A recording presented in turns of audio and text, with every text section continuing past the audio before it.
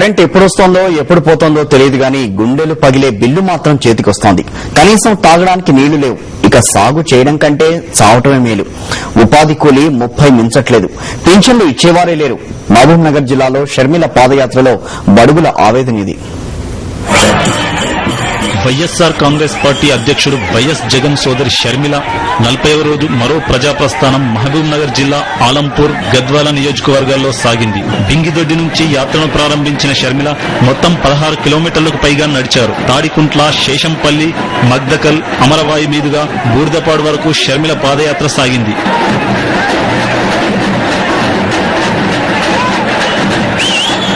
పాదయాత్ర సాగుతున్న దారి పొడవునా పల్లె ప్రజలంతా తమ గోడును షర్మిల ముందు వెళ్లబోసుకున్నారు. రైతులు, కూలీలు, చేనేతలు, కార్మికులు, విద్యార్థులు అందరిది ఒకే ప్రశ్న: ఈ సర్కార్ కాల్చుకు తింటుంటే ఎలా బతకాలంటూ బడుగు జీవులంతా షర్మిల ముందు తమ కష్టాలను చెప్పుకుంటూ కన్నీళ్ల పర్యంతమయ్యారు.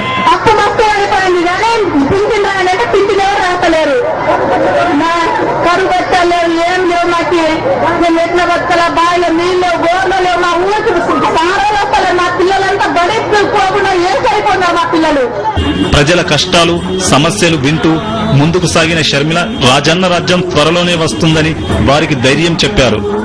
పిల్లలు చదువుకున్నారంటే కరెంటు లేదు, రాత్రి కంటి నిండా నిద్రపోదామంటే కరెంటు లేదు.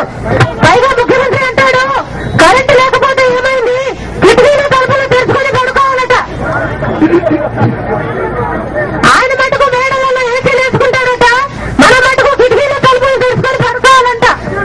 అంత బాధ్యత రహితంగా మాట్లాడుతున్నాడు ఇప్పుడున్న ముఖ్యమంత్రి గారు. వీళ్ళందరికీ బుద్ధి చెప్పే సమయం తొందరగా వస్తుందన్నా మిగతా పార్టీలు అందరికీ బుద్ధి చెప్పి జగన్ మీరందరూ ఆశీర్వదించినప్పుడు మటుకే రాజన్న రాజ్యం వస్తుంది.